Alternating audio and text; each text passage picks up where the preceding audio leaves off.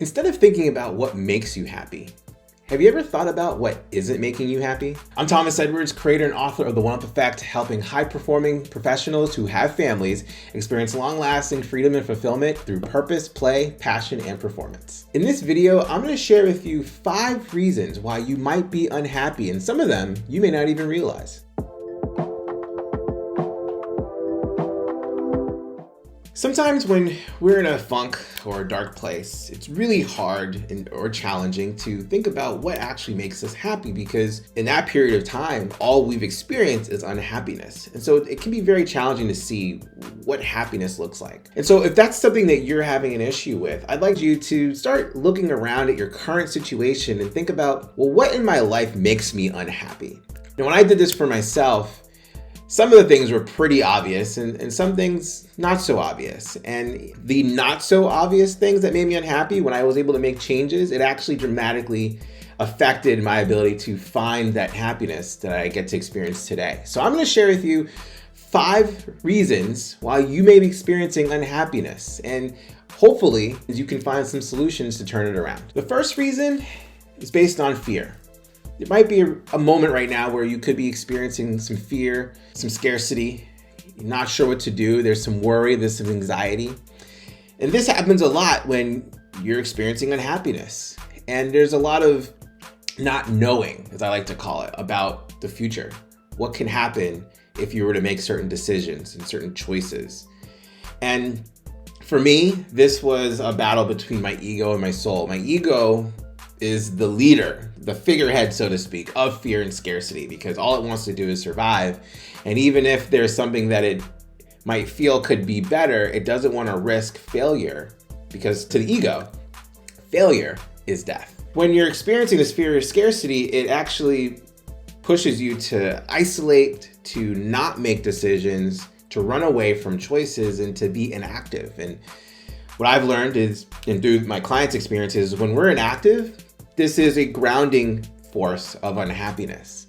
And so one of the first things you can do to get yourself out of that is to start making decisions and go with them.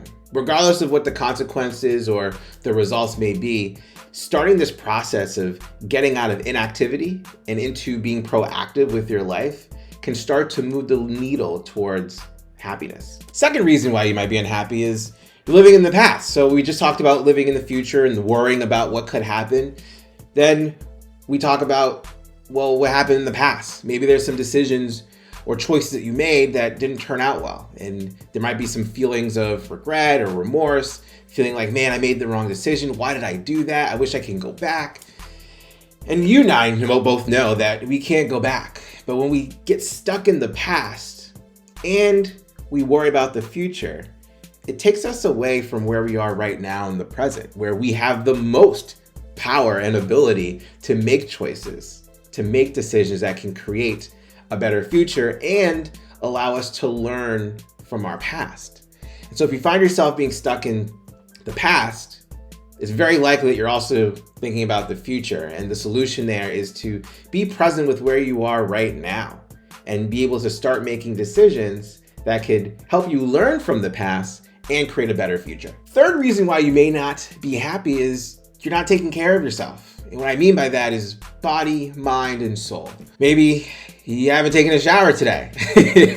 Maybe you haven't taken time to be peaceful and take time to meditate, to be quiet, find quiet time. Maybe you haven't had time to connect with your spirituality. When we don't take time for ourselves, we start to feel like we're overwhelmed. We start to feel like there isn't space for us to do anything for ourselves. Or worse, we help other people first, and then we don't take care of ourselves. There's a reason why when you're flying, they ask you to put your mask on first before you're able to put on for others, because you have to be able to take care of yourself first so that way you can be at best able to take care of other people. And so I find when I'm not taking care of myself, even if it's going out for a run, being outside in sunlight, taking a shower, or even just taking 10 minutes to be in quiet, I get more agitated.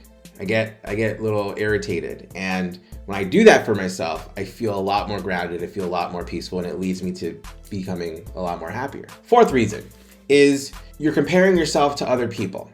And I'll keep this super simple. If you are constantly comparing yourself to other people, and if you're on social media a lot, chances are you're comparing yourself to other people's best. We tend to have a way of comparing our worst to someone else's best, so it makes that dramatic comparison really apparent, and it makes us feel bad. And social media can lower our self-esteem just by scrolling. We may not even need to stop at a certain picture, but just the act of scrolling, our minds are already preparing ourselves to compare our lives, especially at its worst, to other people's lives at their best. The truth is, when you're comparing yourself to someone else, that is a game that you will never win. It's not often you walk down the street and you look for people who you're better off than, and you talk about it and you praise it. Oftentimes we find ourselves looking at people who are better than us and feeling like, wow, we suck. And that's just not true. So the key to not compare yourself to other people is by comparing yourself to yourself in the past.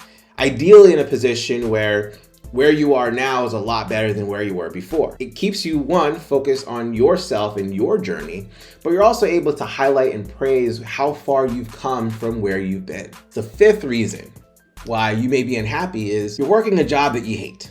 And probably worse if you're not good at it. There are two things we spend the most of our lives doing. One is sleeping, and the other is working.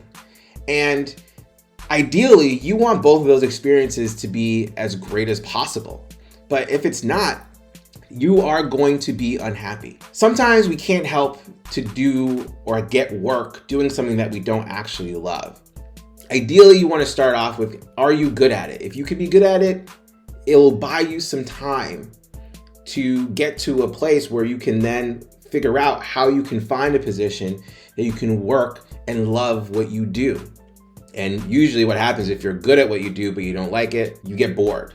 And boredom is another breeding ground of unhappiness. Really focusing on what you would love to do and relentlessly going after that, looking for the opportunity where you can get a chance to try out something that you love. And honestly, we have these ideas and these dreams about what we think we might like, but we won't actually know until we experience it. Even if you may have an opportunity that isn't close to what you think you're gonna love, chances are you will get a better picture of whether or not you'll like something by having the opportunity to experience it than trying to go after the specific thing.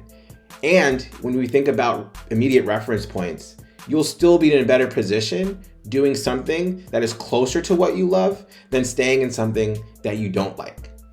But this is what I think. Comment below, let me know what you think of these 5 reasons why you might be unhappy. Do any of these resonate? Are some of these obvious? Were a few not so obvious? Please like, subscribe, hit that bell, get notified when we put out videos, which happen almost every single day. And if you found this video interesting or inspiring, please share it with someone who might find this interesting or inspiring too. I'd love to hear what they have to say and get them in on the conversation. If you want to learn the exact process and science behind leveling up your health, wealth, self, and romance without sacrificing professional ambition or personal happiness, you can go to thomasedwardsjr.com. Once again, this is Thomas Edwards reminding you to make life a game that you can win and have fun playing. Until next time, I'll see you around.